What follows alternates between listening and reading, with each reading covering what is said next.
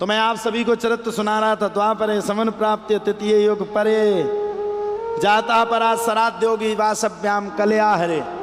नारद मुनि ने पूर्व जन्म की संपूर्ण कथा को सुनाया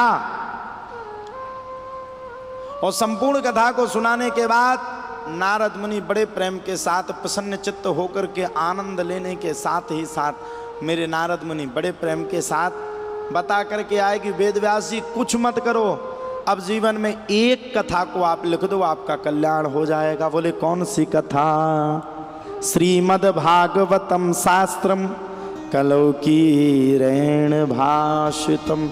कल काल में मात्र सुमात्र एक ऐसी कथा है जिसके लिखने से आपका कल्याण हो जाएगा।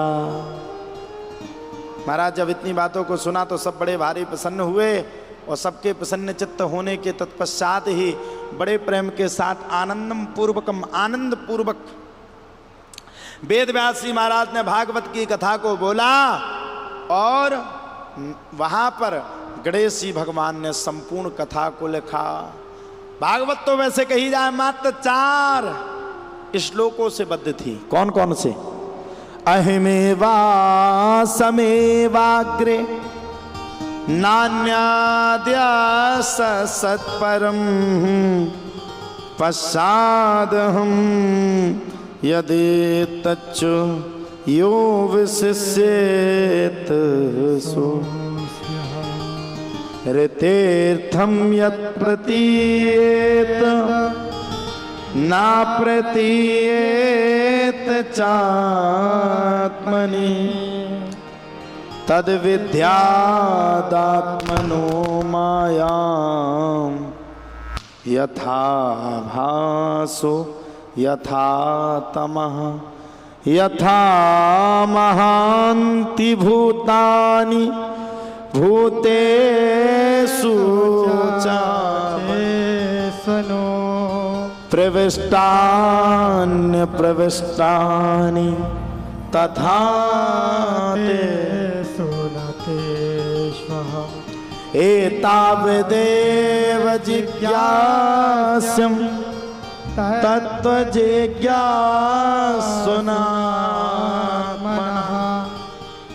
अनव्यतिरेकाभ्याम यते स्यात् सर्वत्र सर्वदा। ये 4 श्लोक थे। 4 श्लोकों की व्याख्या करते करते करते करते करते करते श्री वेद व्यास जी महाराज ने 18,000 श्लोकों से बद्ध श्रीमद् भागवत कथा को लिख दिया।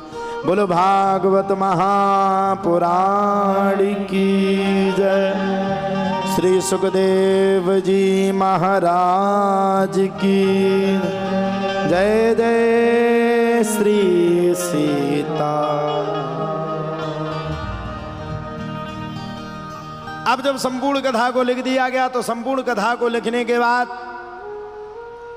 बड़े प्रेम के साथ आनंदम पूर्वकम आनंद के पूर्वक के साथ आनंद लेते हुए बड़े प्रेम के साथ सभी बड़े भारी प्रसन्न हुए और संपूर्ण कथा को लिखने के बाद सबके प्रसन्न होने के तत्पश्चात ही अब तो सूत जी महाराज ने सभी ऋषियों से पूछ लिया, महाराज ये राजा परीक्षित कौन थे? आप लोग बताओ राजा परीक्षित कौन थे? बताइए किस किस को पता कौन थे?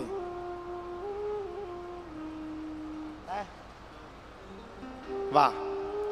राजा परीक्षित की माता का क्या नाम था बताइए? सुनिए, राजा परीक्षित का अगर आपको चरित्र वास्तव में विस्तार पूर्वक सुनना है तो वो चरित्र सुनने से पहले आपको महाभारत में प्रवेश करना पड़ेगा। यदाम्रथे कौरव सिंजयाना वीरेश्वथो वीर गतिम गदेशु मृगोदरा वेद गदा विमर्श भग्नोरुदंडे धृतराष्ट्र। बताइए महाभारत किसने करवाया है? कछु बगल में जो अपनी अपनी सास की सताई हुई है वो करें हमारी सासों माने। किसने करवाया? महाभारत का जननायक कौन था? कोई एक नहीं था, शकुनी तो था, ये सबको पता है, लेकिन महाभारत करवाने वाला धृतराष्ट्र भी था। पूछो कैसे? हस्तिनापुर का राजा कौन था? बताइए, हस्तिनापुर का राजा कौन था? महाराज धृतराष्ट्र। और आप लोग एक बात बताइए, दिल्ली की सीएम कौन है? श्रीमती रेखा गुप्ता जी, हमारी जो बड़ी बहन है। अभी हम भी पिछली बार मिलकर के ही आए थे, वो है। जो मुख्यमंत्री चाहेगा या जो राजा चाहेगा वही काम होगा कि कोई विपक्ष में हो जाएगा। और सच्ची बात अगर कही जाए तो महाभारत करवाने वाला ही धृतराष्ट्र है। ये राज्य धृतराष्ट्र का नहीं है, हस्तिनापुर। ये राज्य किसका है? यह राज्य पांडवों के पिता पांडु का था। अकस्मात पांडवों के पिता को अपने प्राणों का त्याग करना पड़ा। पिता को प्राणों का त्याग करने के बाद जब इतना सब कुछ हुआ तो धृतराष्ट्र नहीं बोला। दूसरी गलती शकुनी की है, क्योंकि वो चाहता था कि महाभारत हो। और तीसरी गलती जिसकी परस्पर है उसका नाम है दुर्योधन। और चौथी गलती जिसकी है उसका नाम है पांचाली। धर्म न दूसर सत्य समा, धर्म न दूसर सत्य समान, आगम निगम पुराण श्री राम जय राम, श्री राम जय राम, श्री राम जय राम, जय जय राम, श्री राम जय राम, जय जय राम, श्री राम जय राम।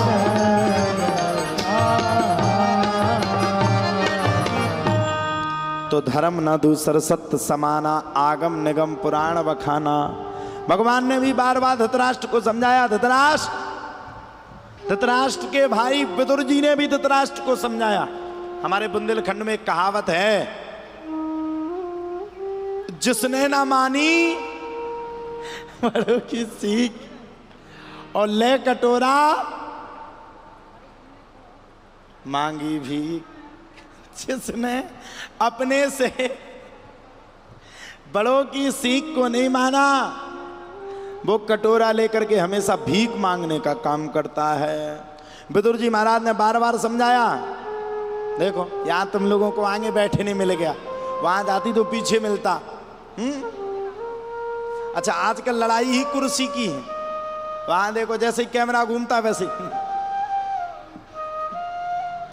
सबसे बोल के आए होंगे टीवी पे देखना है ना। और रिश्तेदार भी मजेदार होते। तुम तो दिखे ही नहीं टीवी पे, हम तो देखते रहे तीनों घंटा। कहाँ थी?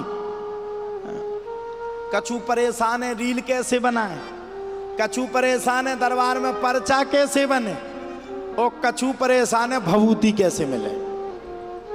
सब परेशान है। कोई तन दुखी, कोई मन दुखी, कोई धन बिना राहत उदास,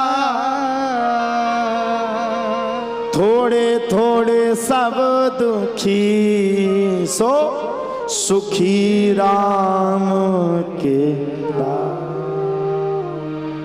भैया। कोई तन से दुखी, कोई मन से दुखी, तो कोई धन से दुखी। बार बार समझाया गया।